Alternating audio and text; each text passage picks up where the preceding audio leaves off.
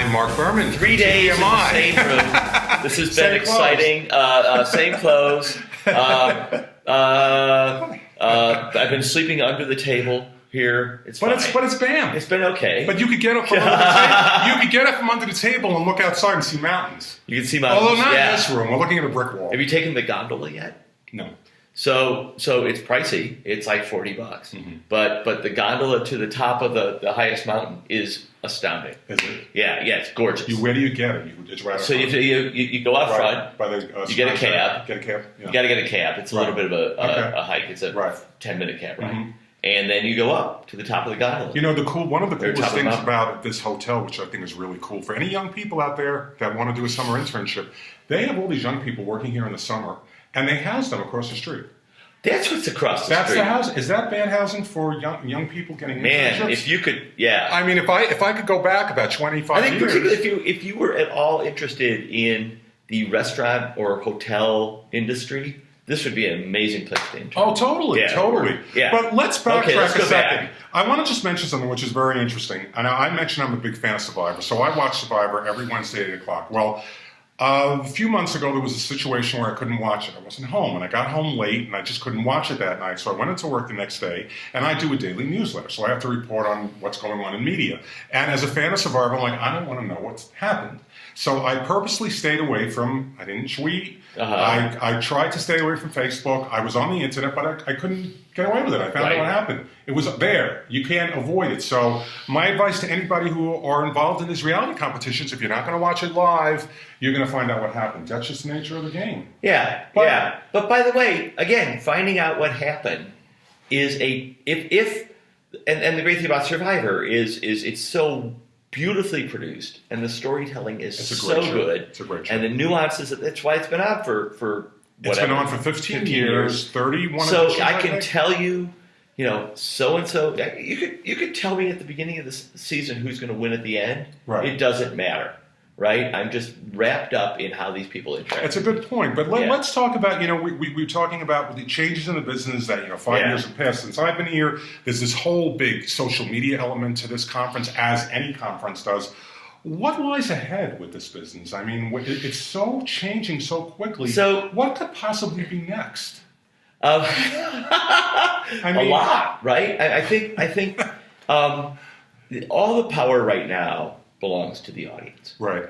They can watch TV everywhere, anywhere, anytime. Yes. And frankly, they've gotten a little entitled, right? They're like they expect, and if they can't get what they want right now, they'll watch something else. So it's the great challenge for our TV, for TV partners, particularly the people that Twitter works with. The great challenge is to get the right content to the right people at the right time. And again, going back to where we're working with them. Don't worry, I'm going to get to the future in a second. But where we're working with them right now is to say, there's this Twitter is the curiosity engine. Right? We know what people are talking about, what they care about, what they want to know about, right? And the context around that, right? It's not just like a Google search. It's actually, there's a conversation going around this right now, and here's how people are talking about it, and you could deliver content to them right now. And so where I think the future of TV is that the people who are quick enough to dive into the technology that will deliver content to people when they want it in the context that they want it will win. And then that belongs to people from, we know that you're home and it's 9 o'clock at night and you're willing to sit back and watch 2 hours of storytelling, to people who will go, we know you're walking past Penn Station on your way to the train. We're going to deliver to you a 3-minute news recap that you can watch when you get on the train. Right? It'll be on your phone and you'll be ready to go. And so there's a range, right? There's like, what do you need to know? When do you need to know it? Who do you want to hear it from?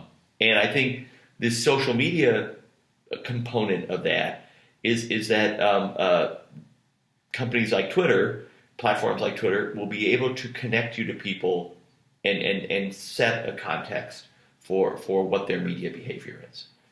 It's interesting. And, it's when you think of the world that we live in now, how I could have tweeted before we did this conversation to my 3 Twitter accounts, and 40,000 some odd people would know now that you and I are having this conversation. Yeah. If they were on Twitter.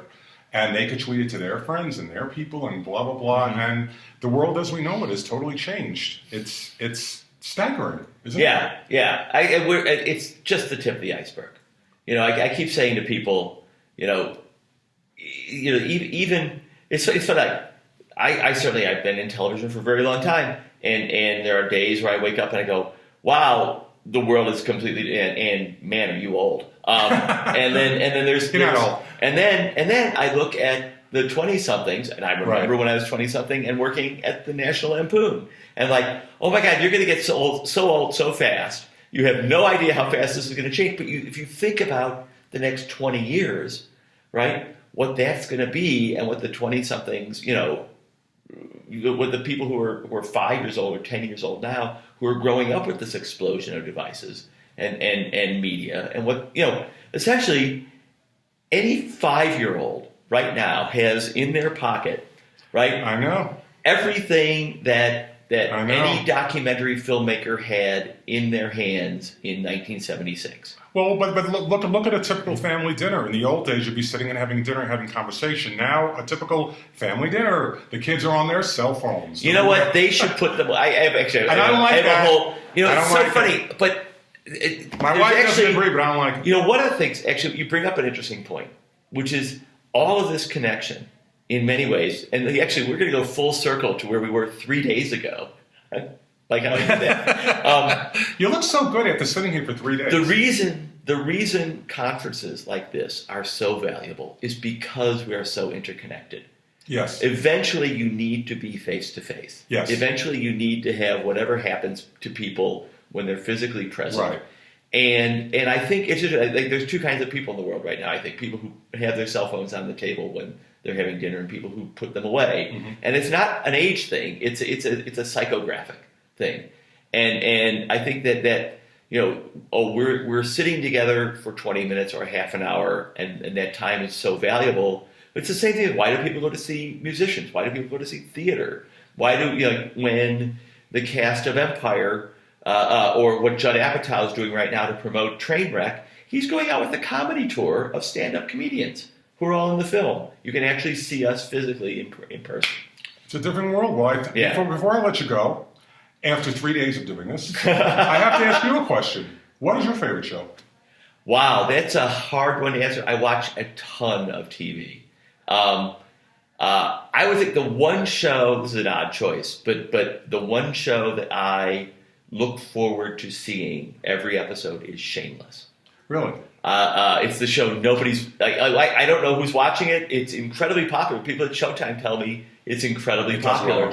I don't know who watches it. None of the people that I ever talk to. Right. I love that family. I love the way the show is put together. I love the storytelling. I relate to it. I grew up on the south side of Chicago, and I just think Shameless is endlessly inventive and entertaining. It's not a bad pick. My show at the moment, at present, not historically, but at present, it is Survivor.